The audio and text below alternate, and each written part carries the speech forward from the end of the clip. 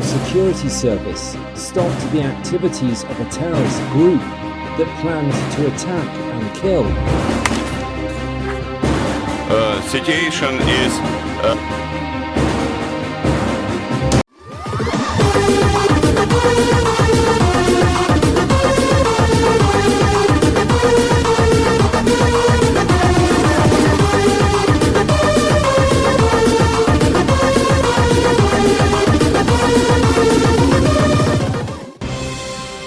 Berkali-kali hampir dibunuh, Putin pakai tim sniper untuk lindungi nyawanya.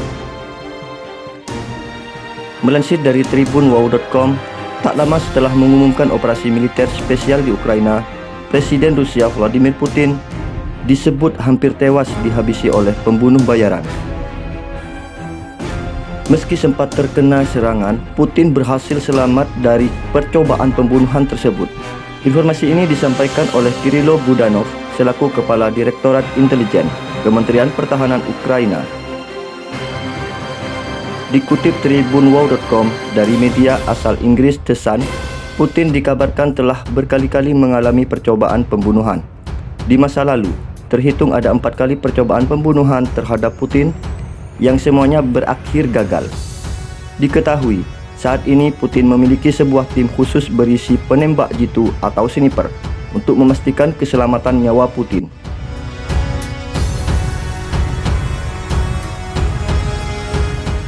Para penembak jitu tersebut diberi tugas untuk menghabisi pembunuh yang mencoba menghabisi nyawa Putin.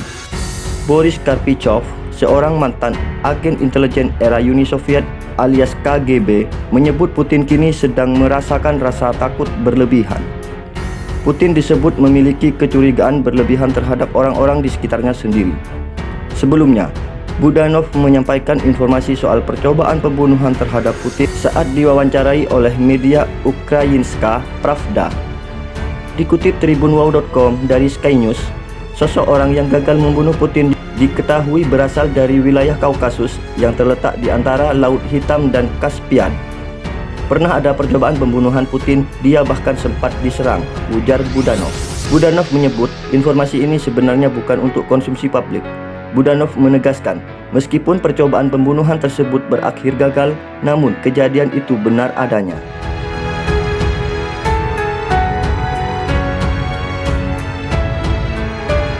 Tidak ada publikasi tentang kejadian ini, tetapi ini terjadi, ujarnya. Di sisi lain, selama konflik antara Ukraina dan Rusia berlangsung, Presiden Vladimir Putin dituding mengirimkan pembunuh hingga tentara bayaran untuk menghabisi nyawa Presiden Volodymyr Zelensky. Zelensky sendiri mengaku dirinya hampir dibunuh pada hari pertama konflik pecah, yakni pada 24 Februari 2022 lalu. Dikutip tribunwow.com dari tribunnews.com, pengakuan ini disampaikan oleh Zelensky saat menjalani wawancara dengan reporter Simon Schuster dari majalah Time.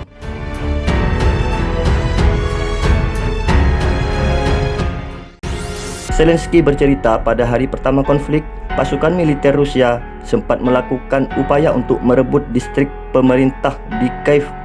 Pada pagi buta 24 Februari 2022, Zelensky bersama istrinya saat itu langsung mendatangi anak-anaknya yang berusia 17 tahun dan 9 tahun.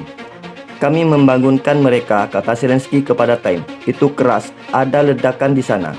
Zelensky mengatakan saat itu ia mendapat kabar dari militer Ukraina bahwa Rusia menerjunkan pasukan ke Kiev khusus untuk menangkap atau membunuh Zelensky dan keluarganya.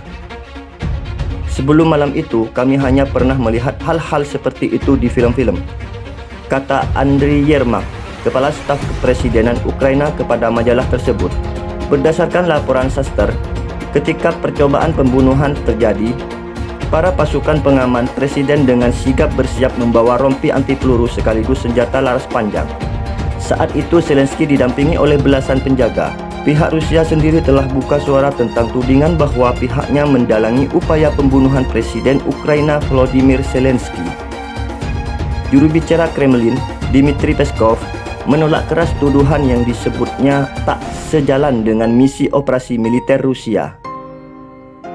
Apalagi tudingan itu menyebut Presiden Rusia Vladimir Putin sebagai orang yang secara pribadi menyewa pembunuh bayaran terkait. Diketahui, Zelensky sebelumnya menyatakan bahwa ia dan keluarganya menjadi target utama Rusia. Pihak pemerintahan Ukraina kemudian mengungkapkan usaha-usaha pembunuhan sang presiden yang berhasil digagalkan. Dilansir tribunwow.com dari Russia Today, saat diminta menjawab spekulasi tersebut, Peskov secara tegas membantah isu tersebut. Ia menyebut Rusia tidak memiliki rencana untuk mencopotnya Zelensky dari kursinya, apalagi melakukan pembunuhan. Tidak, ini tidak benar, tegas Peskov saat sesi wawancara dengan penyiar Prancis LCI. Dia juga bersikeras bahwa perubahan rezim di negara tetangga itu bukan salah satu tujuan operasi militer Rusia yang sedang berlangsung. Zelensky adalah presiden Ukraina, kata Peskov. Menurutnya, Rusia sama sekali tak bertujuan untuk menguasai Kiev. Moskow hanya ingin Zelensky untuk menyetujui tuntutan yang diajukan delegasi Rusia selama negosiasi damai. Sebelumnya, Rusia dikabarkan telah mengerahkan pasukan profesional dalam upaya pembunuhan Zelensky. Pria 44 tahun yang kini menjadi maskot perang Ukraina tersebut menjadi target utama untuk memuluskan tujuan Rusia menguasai Kiev. Dilansir tribunwow.com, Fox News, Direktorat Intelijen Ukraina menyebutkan tentara bayaran tersebut diduga berasal dari perusahaan militer swasta Wagner Rusia. Pasukan tersebut telah tiba di Ukraina pada hari Minggu dengan tujuan untuk membunuh pemimpin militer dan politik Ukraina.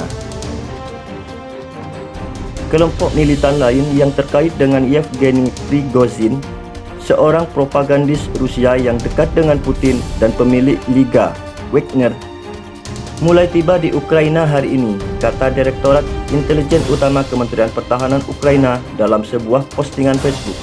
Tugas utama para penjahat adalah melenyapkan pimpinan militer dan politik tertinggi Ukraina. Direktorat menegaskan bahwa target utama tentara bayaran itu adalah Presiden Ukraina Volodymyr Zelensky dan Perdana Menteri Denis Shmyhal. Selain itu juga, Kepala Staf Kepresidenan Andriy Yermak, seorang produser film Ukraina dan pengacara yang menjabat sebagai kepala penasihat Zelensky. Putin secara pribadi memerintahkan serangan lain oleh salah satu dari beberapa proksi, bunyi keterangan Direktorat Intelijen Ukraina. Semua upaya sebelumnya telah berakhir dengan kegagalan dan penghapusan teroris. Kementerian Pertahanan Ukraina selama berminggu-minggu menyembunyikan alarm tentang ribuan tentara bayaran Rusia dari perusahaan militer swasta Liga, sebelumnya dikenal sebagai PMC Wagner, datang ke Ukraina. Adapun menurut Pusat Studi Strategis dan Internasional atau CSIS, sejak didirikan pada tahun 2014, Grup Wagner telah dianggap sebagai kelompok proksi negara Rusia di luar negeri. Kelompok itu didirikan oleh Dmitry Utkini, seorang veteran perang Chechnya dan mantan anggota Direktorat Intelijen Utama atau Badan Intelijen Rusia disingkat GRU. Utkini dan operator grup Wagner lainnya berpartisipasi dalam pencalonan Crimea oleh Rusia dan Ukraina pada tahun 2014.